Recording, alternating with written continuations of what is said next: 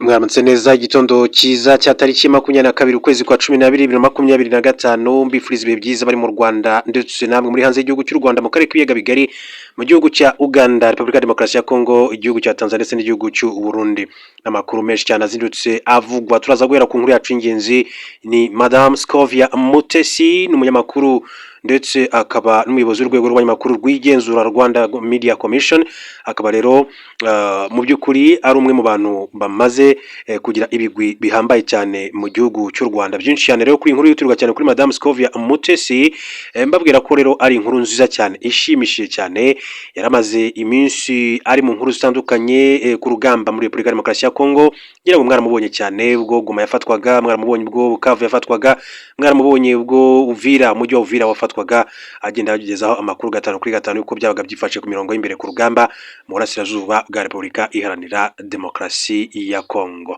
Reka rero mbaze mbahisha make amakuru y'ingenzi yihutirwa, hanyuma tugaruke turebera hamwe iyi nkuru nziza itashye kuri Madame Scovia Mutesi, umunyamakuru ndetse akaba n'umuyobozi w'urwego rw'abanyamakuru rw'igenzura mu gihugu cy'u Rwanda. Mu buryo bw'inshamake mu gihugu cy'u Rwanda, reka mbabwire ko mu karere ka Karongi haravugwa inkuru y'abantu bagera kuri 4 bakekwaho kwica umurozi bamaze gucabwa muri yombi.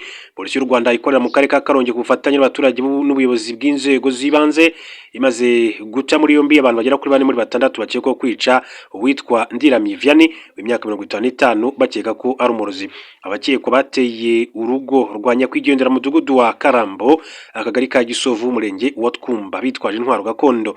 Nyuma yaho uwitwa Mushimiye Ndimubanzi apfiriye mu bitaro bya Mugonero, ariko kandi agasiga avuze ko yarozwe na Ndiramiye.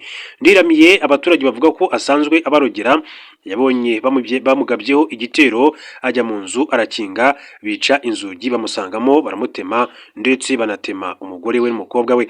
Bamwe mu bagabye iki gitero bacungiye ku irembo kugira ngo rero basubize inyuma abagerageza rero gutabara uyu muryango.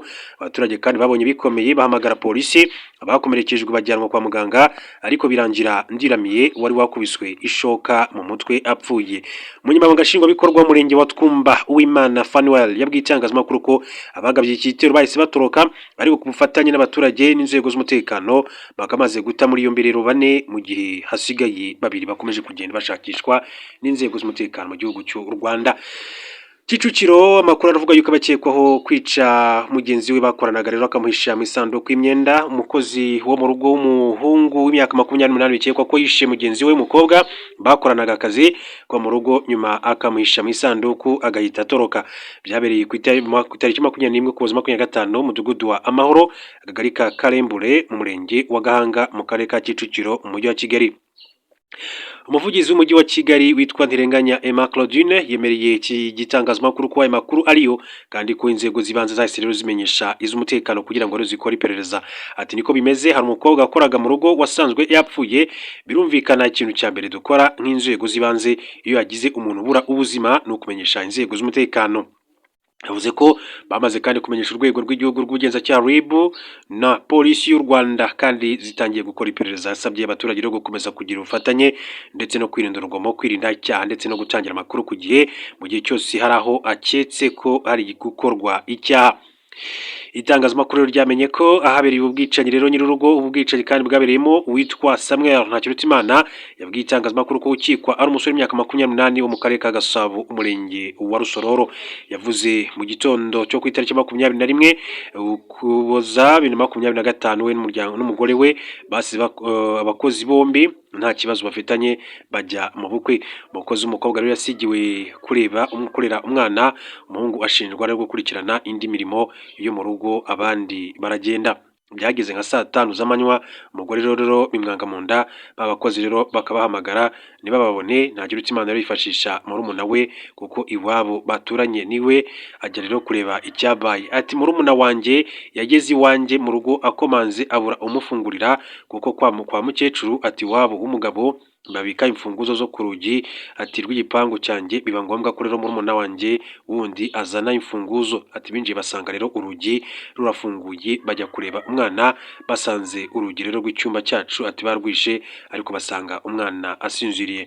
Umugore Ntakirutimana ndi witwa Muramutwe ukuvuga ngo mukuru wa Ntakirutimana we bahise rero bihutira kujya mu rugo basanga ibintu byahindanyijwe, icyumba cye cyajagajagajwe, imyenda ye n'iy'umugabo we yapakiwe ku bikapu, matera yabo bayijyanye mu cyumba cy'abashyitsi ndetse na bya bikapu babishyira hamwe. Ntakirutimana ati mukuru wanjye yagarutse aho narindi mu bukwe, akihagera umugore yahamagaye n'abana baramamagara batubwiye bati Mutoni twamusanze mu isanduku bamwishe, iby'ubukwe nahise mbivamo. Ati nahise rero njya ku rwego rw'igihugu rw'ubugenzacyaha RIB, nta makimbirane bari basanzwe bagirana, umukobwa yari amaze amezi agera kuri 6, umuhungu we amaze ibyumweru bigera kuri 3.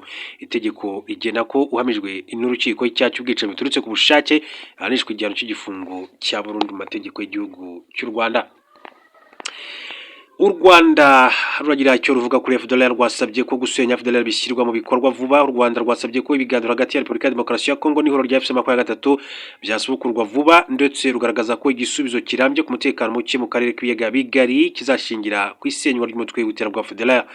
Byagarutsweho na Minisitiri w'Umutekano w'imbere mu gihugu Dr Vincent Biruta ubwo yitabiraga inama idasanzwe yatumijwe na Perezida wa Uganda Yoweri Kaguta Museveni igamije kwiga ndetse no kuganira ku kibazo cy'umutekano muke mu burasirazuba bwa Repubulika ya Demokarasi ya Kongo. Minisitiri Biruta yavuze ko iyi nama ibaye mu gihe gikomeye cyane kandi igaragaza inshingano rusange dufite zo gukorera hamwe mu gushaka amahoro arambye n'umutekano uhamye mu karere kacu.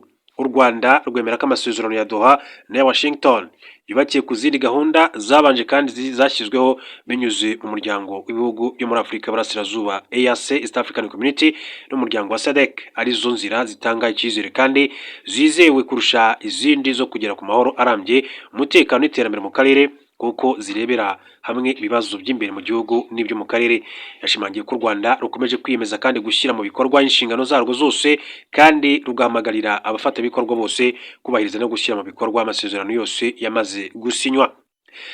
Ati muri urwo rwego rero u Rwanda kandi rurasaba ko gahunda y'ibiganiro bya Doha yasubukurwa vuba kugira ngo rero hasozwe mirongo ngenderwaho isigaye. Ndashaka gushimangira ko hakwiye gushyirwa hamwe imbaraga zose mu gushyira mu bikorwa uburyo inzego zisanzweho aho gushyiraho izindi nshya, uko byatanga icyo ku byashobora kuyobya inzira ndetse no gutesha agaciro byumvikanyweho. Inararibonye zigaragaza ko gucamo ibice ndetse no gushyiraho inzira nshya bitinza ishyirwa mu bikorwa kandi bigahungabanya intambwe imaze guterwa. Yavuze ko ibibazo biri muri Repubulika ya Demokarasi ya Kongo no mu karere muri rusange bigomba gukemurwa mu buryo bwuzuye, hibandwa ku mpamvu nyamukuru zabyo aho kwifashisha inzira zitoranya cyangwa se zidakemura ibi kibazo mu mizi.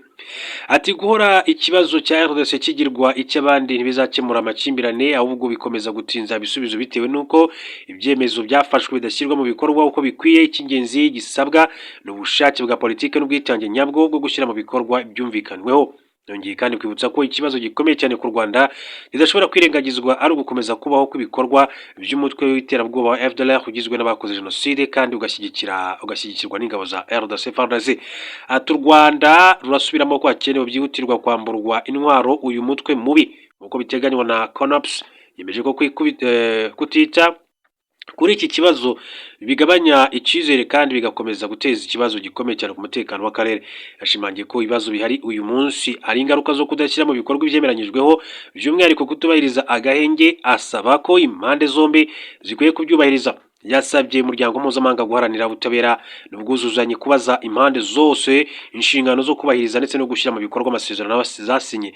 Yongeye kwibutsa ko mu batumiwe muri iyo nama harimo abagamije guhangana n'ibibazo by'akarere nk'imitwe y'iterabwoba, ariko kandi hakaba hashobora no gufasha imitwe y'abitwaje intwaro nka FDLR, bityo ko nabyo bikwiye kwitabwaho. Minisitiri Dr Biruta yibukije ko uruhande rw'u Rwanda rubona nta mpamvu yo gushyiraho izindi gahunda nshya, ahubwo hakwiye kubahirizwa no gushyirwa mu bikorwa by'amasezerano ya Washington DC na Doha, kuko ibibazo bigomba kandi gukemurwa haherewe ku mpamvu muzi. U Rwanda rwongeye kugaragaza ko rwiteguye kandi rwiyemeje gukomeza gutanga umusanzu warwo, ruhamagarira impande zose bireba kubahiriza ndetse no gushyira mu bikorwa amasezerano yashyizweho umukono mu nyungu z'amahoro arambye n'umutekano w'akarere muri rusange. Kaze rero kuri aya makuru ku nkuru yacu nyirizina, reka tuganire kuri Madame Scovia Mutesi. Uyu nguyu amaze imyaka itari mike mu itangazamakuru ry'u Rwanda ndetse n'umuyobozi w'ikinyamakuru Mama w'u Rwa Gasabo TV, yaba ku muyoboro wa YouTube yaba ndetse no kuri TV isanzwe, kuri channel isanzwe, ariko kandi akaba n'umuyobozi wa Rwanda Media Commission, ni urwego rw'abanyamakuru bigenzura bitewe ahantu maze iminsi nsoma ibitekerezo by'abantu batandukanye bavuga ati mu by'ukuri bitewe n'ubunararibonye afite muri uyu mwuga, bitewe kandi n'ibikorwa amaze gukora cyangwa se amaze kugera muri rusange, ngira ngo mwaramubonye ubwo yaripotingaga live i Goma mu burasirazuba bwa Congo, Bukavu muri Kivu y'Amajyepfo ndetse na Uvira nawe muri Kivu y'Amajyepfo, umujyi munini cyane wa kabiri muri Kivu y'Amajyepfo. Baramusabira ko yahabwa umwanya mu buyobozi bukuru akareka gukomeza kuba umunyamakuru, ariko baravuga bati mu by'ukuri ati atekerejweho n'umukuru w'igihugu akaba yamuha izindi nshingano zirenze izo afite uyu munsi wa none, ati byaba ari inkuru nziza cyane ku banyarwanda muri rusange, yaba inkuru nziza cyane kuri Madame Scovia Mutesi nk'uko bakomeza kugenda babivuga. Ni ibyifuzo rero by'abantu nyine baba batekereza cyangwa se baba bifuriza Madame Scovia Mutesi, kandi ntekereza ko buri muntu wese ashobora kuba yabimwifuriza, wenda umuntu wese utamugirira ishyari. Hakaba rero ari byinshi cyane bikomeza kugenda bivuga. Reka mu yandi makuru akomeje kugenda avugwa, nababwiye inkuru y'abantu bagera kuri 4 bamaze gutabwa muri yombi bakurikiyeho kwica murozi mu karere ka Karongi. Babwira inkuru y'urupfu mu karere ka Kicukiro rw'umukozi bishe mugenzi we. Reka rero tujye noneho hanze y'igihugu cy'u Rwanda, duce mu gihugu cy'Uburusiya. Mbabwire ko intumwa yihariye ya Perezida Vladimir Putin w'Uburusiya iri mu biganiro bigamije amahoro ndetse no guhosha intambara bwagabye kuri Ukraine witwa Kirill Dmitriev yashimye ko biri kugenda mu buryo bwubaka. Ibigarutseho mu gihe yari muri Leta Zunze Ubumwe za Amerika haganirwa ku ntambwe ishobora guterwa mu guhosha intambara imaze imyaka igera kuri 3 yanganishije Uburusiya na Ukraine. Ni intambara yangije byinshi mu bikorwa remezo, abasirikare n'abasivile ku mpande zombi bahasiga ubuzima, ndetse Uburusiya kandi bubasha kwigarurira ubutaka bwa Ukraine bungana 20%. Perezida wa Leta Zunze Ubumwe za Amerika Donald Trump kuva yajya ku butegetsi yakomeje kugaragaza ko afite imyota yo kurangiza iyo ntambara binyuze mu biganiro. Kirill Dmitriev ukomeje kugirana ibiganiro n'abayobozi bakuru ba Leta Zunze Ubumwe za Amerika barimo intumwa yihariye ya Donald Trump Steve Witkoff n'umukwe we wa Trump witwa Jared Kushner, bemeje ko ibiganiro biri kugenda neza. Yagize ati ibiganiro biri kugenda mu buryo bwubaka, turaza gukomeza uyu munsi kandi tuzanakomeza ejo. Ibiganiro byibanda ku mugambi w'amahoro wa Leta Zunze Ubumwe za Amerika usaba Ukraine kwemera kurekura uduce tumwe twa Donbass Uburusiya bugenzura, guhagarika intambara muri Kherson ndetse na Zaporizhia mu Burusiya n'ibindi. Ibiganiro bibaye mu gihe ibihugu by'Iburayi bikomeje gushaka uko byashyirwamo kuko bisa n'ibikomeje guhezwamo. Bivugwa ko bamwe mu bayobozi bakomeye cyane mu Budage, Ubufaransa, Ubwongereza berekeje muri Amerika ngo barebe ko bashyirwa muri ibyo biganiro. Ku rundi ruhande ariko Perezida w'Uburusiya Vladimir Putin we yakunze kunenga abanyaburayi ndetse igihugu cye cyerekana ko bagamije gutesha agaciro intambara Trump yakoresheje mu gushaka guhosha intambara. Uburayi bukomeje gushaka uko bwakwinjira mu biganiro, uheruka kandi kuganira ku mwanzuro wo kuba mutungo w'Uburusiya wafatiwe wakoreshwa mu nyungu za Ukraine nk'inguzanyo mu rwego rwo gusaba ibyangijwe, nubwo ibihugu byombi bitigeze biwemeranyaho. Nk'uko amakuru akomeza kugenda abivuga, abimukira mu by'ukuri barenga 1041 binjiye mu Bwongereza bitemewe n'amategeko muri 2025. Amakuru avuga ko abimukira barenga 41,455 nibo bamaze kwinjira mu Bwongereza mu buryo butemewe n'amategeko banyuze mu nzira izwi nka English Channel bakoresheje ubwato buto. Uyu mubare rero ukurikira uwo mwaka wa 2022 aho abantu 45,774 aribo bambutse. Kuri wa gatandatu tariki 20 Ukuboza 2025 abimukira bagera kuri 803 binjiye mu Bwongereza baturutse mu majyaruguru y'Ubufaransa. Kwa 20 Ukwakira 2025 kandi nibwo habonetse umubare munini cyane bambutse ku munsi umwe kuva tariki 8 Ukwakira 2025, kuko bambutse abagera 1075. Imbare igaragaza ko abantu bakoze uru rugendo rwashoboraga gushyira ubuzima bwabo mu kaga bakoresheje ubwato buto 13, bikaba ari umubare munini cyane w'abambutse ku munsi umwe muri uku kwezi. Ariko kandi abimukira bagera ku 2,163 nibo bamaze kwinjira mu Bwongereza muri uku kwezi. Ni bake ugereranyije n'abangana 354 bari binjiye mu kwezi nk'uku umwaka ushize. Abahanga n'abasesenguzi bavuga ko ibi bigaragaza ikibazo gikomeye cyane cy'ubuzima n'umutekano w'abimukira. Ubwiyongere bw'abimukira bugaragaza ko ingamba guverinoma iyobowe n'ishyaka ry'abakozi Labour yafashe zo kubakumira nta musaruro zatanze. Izo zirimo rero kongerera imbaraga urwego rurinda umupaka ndetse no gushyira ibikoresho by'ikoranabuhanga rigezweho.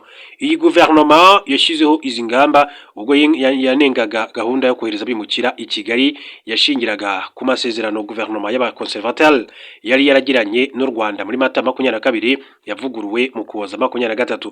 Gahunda yo kohereza abimukira mu Rwanda yahagaritswe na Minisitiri w'Intebe w'Ubwongereza Keir Starmer mu Nyakanga 2024 kuva ubwo umubare wabimukira kandi binjira mu gihugu cyabo waratumbagiye. Muri 2024 abimukira batemewe n'amategeko binjiye muri iki gihugu bakoresheje ubwato buto bari 36,816 muri rusange. Mbere gato yuko dukomeza n'andi makuru, reka mbanze mbabwire ko mu yandi makuru rero akomeza kugenda avugwa. Reka mbabwire ko amakuru aravuga yuko impaka zo gukura ikirango cy'imbunda mu ibendera rya Mozambique ziracyakomeje. Abaturage muri Mozambique biganjemo abanyapolitiki mu mashyaka atavuga rumwe n'ubutegetsi bongeye kandi kugaragaza ko ikimenyetso cy'imbunda ya Barusiya ya Kalashnikov AK-47 cyakurwa mu ibendera ryabo. Bikurura impaka kuri ubu zigomba kandi gufatwaho umwanzuro n'inteko ishinga amategeko. Kuva Mozambique yabona ubwigenge mu mwaka w'1975 ibindi bihugu byose ibendera ryayo ryarazamuwe, ariko kimwe mu birango bigaragaramo harimo imbunda ya Kalashnikov izwi cyane nka AK-47. Kongeramo AK-47 kandi byashingiye ku kuba ari imwe mu mbunda yifashishijwe cyane mu ntambara zo kurwanira ubwigenge mu bihugu bitandukanye, no muri Mozambique by'umwihariko ishyaka Frelimo ryarayifashije cyane.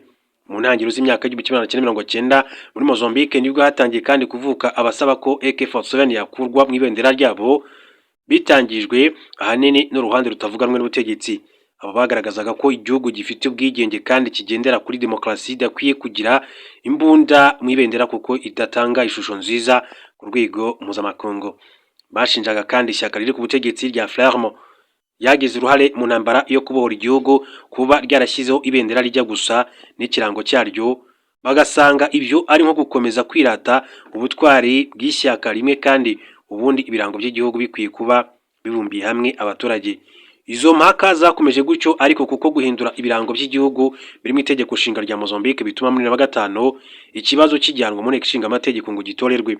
Icyo gihe kuko Frelimo yari irimo ubwiganze mu nteko ishinga amategeko y'abantu 50 byarangiye batoye bahakana gukuramo AK-47 ku bwiganze bw'amajwi 55 mu gihe 79 ariyo yataye asaba yemeza ko ibendera ryavugururwa. Ni mu gihe kugira ngo ibyemererwe ko ivugururwa byasabaga 2/3 by'abadepite bingana n'abantu 67 ko batora babyemeza. Kuva icyo gihe byabaye nk'ibihosheje, ariko mu mpera za 2024 ubwo muri Mozambique habaga imyigaragambyo ikomeye cyane yakurikiye amatora ya Perezida Venancio Mondlane washinze ishyaka rya Anamola ritavuga rumwe n'ubutegetsi, yasabaga ko ibendera ryabo nta ntwaro igomba kubamo kuko bishushanya umwuka w'intambara. Ibyo byakuriye kutavuga rumwe kwa Frelimo iri ku butegetsi n'abatavuga rumwe nayo kuri iyo ngingo, kugeza ubwo mu Gushyingo 2025 Venancio Mondlane yatanze ubusabe mu nteko ishinga amategeko asaba ko inteko yabutora. Kugeza ubu inteko ntirafata umwanzuro wo gutorera iyo ngingo. Gusa Venancio Mondlane mu ntangiriro z'uyu mwaka yatangije igisa n'irushanwa ryo gushushanya irindi bendera, ndetse ababarirwa mu 80 batoranyamo iryiza binyuze mu ikoranabuhanga. Iryo bahisemo n'iryo Mondlane yahaye inteko ngo itore iryemeza. Gusa bivugwa inemeje rero kubitorera amahirwe yuko ryakwemezwa ari make kuko n'ubundi abadepite ba Frelimo aribo bafite ubwiganze mu nteko ishinga amategeko. AK-47 ni imbunda yo ku rutugu ifite uburebure bwa santimetero 87 yahanzwe n'Umurusiya witwa Mikhail Kalashnikov. Iya mbere yakozwe mu mwaka w'1947 ndetse kuri ubu Burusiya bwikomanga mu gatuza kubwo kuba ikigaragaza mu ibendera rya Mozambique. Akaba rero ari byo bikomeza kugenda bivugwa mu yandi makuru atandukanye. Mbabwire ko Uburusiya bwashimangiye ko nta biganiro byabwo na Amerika biri vuba aha ngaha. Umuvugizi w'ibiro bya Perezida Vladimir Putin Dmitry Peskov yavuze ko muri gahunda ya Perezida w'Urusiya Vladimir Putin mu byumweru bya nyuma by'umwaka 2025 atarimo kuganira na perezida wa Leta Zunze Ubumwe za Amerika Donald Trump. Amerika yagize uruhare runini cyane mu bikorwa bigamije guhagarika intambara ya Ukraine kuva Trump yasubira ku butegetsi. Abayobozi batandukanye ba Amerika n'Uburusiya kandi bahuye inshuro nyinshi. Putin na Trump nabo barahura, ariko kugeza ubu nta kintu gifatika kiravamo. Ni nayo mpamvu rero buri gihe kandi abantu baba bategereje inkuru nshya igaragaza ko Amerika n'Uburusiya byagira intambwe bitera yo guhagarika intambara muri Ukraine imaze imyaka irenga 3. Kuri iki cyumweru tariki 21 Ukuboza 2025, Peskov yabitangaje ko nta kiganiro nk'icyo giteganyijwe, ariko ko bibaye ngombwa gishobora gutegurwa vuba. Ati nta kiganiro nk'icyo cyo kuri telefone kiri kuri gahunda kugeza ubu, ariko bibaye ngombwa cyategurwa vuba. Ongeye ko Uburusiya buzatangaza nyuma niba Perezida Putin azifuriza Trump Noheli n'umwaka mushya 2026. Dmitry Peskov yavuze kandi ko ahubwo Perezida Putin yiteguye kugirana ibiganiro na Perezida w'Ubufaransa Emmanuel Macron mu gihe haba hari ubushake bwa politike ku mpande zombi. Ati habaye hari ubushake bwa politike buhuriweho byafatwa nk'ikintu cyiza. Umubano w'Uburusiya n'Ubufaransa wajemo agatotsi bitewe n'intambara yo muri Ukraine n'ibibazo by'imibanire hagati y'ibihugu byombi. Ubufaransa buri ku ruhande rwa Ukraine. Hari kandi ikibazo cy'Uburusiya, urubanza rwa Laurent Vinacier, umushakashatsi w'Umufaransa wafashwe n'Uburusiya muri 2024 ashinjwa kurenga ku mategeko ajyanye n'abakozi b'abanyamahanga, bikagaragaza ko abakora ubutasi aho kuba ubushakashatsi. Ubufaransa busaba ko ahabwa uburenganzira yemererwa n'amategeko mpuzamahanga, mu gihe Moscow mu mukuru w'Uburusiya yo ivuga ko urubanza rwe rutagamije politike ahubwo uri gukurikiranwa mu buryo bw'amategeko asanzwe. Uwakoze icyaha akaryozwa icyo yakoze. Mu mpera za Kanama 2025, Vinacier yashinjwe ibyaha bishya by'ubutasi bishobora gutuma hanishwa igifungo kigera ku myaka 20. Urubanza rwe rushobora kandi gutangira kwa 28 Gashyantare 2026 nk'uko amakuru akomeza kugenda abishimangira muri rusange. Munyemere rero mbashimire cyane, mbifurize kugira ibihe byiza mwege muba mukomeje kugera mudukurikira kandi mukabitwereka 5 kuri 5, yaba bari imbere mu gihugu cy'u Rwanda ndetse namwe mu karere no ku migabane itandukanye, abantu bari ku mugabane wa Bulaya, mu gihugu cy'u Faransa, Belgique, Denmark, Sweden ndetse n'Ubudage, abantu bari muri Canada ndetse na Leta Zunze Ubumwe za Amerika, abarimo nka Mama Brian, barimo Jean Paul, mwese rero mbifuriza ibihe byiza cyane. Turaza gusubira mu makuru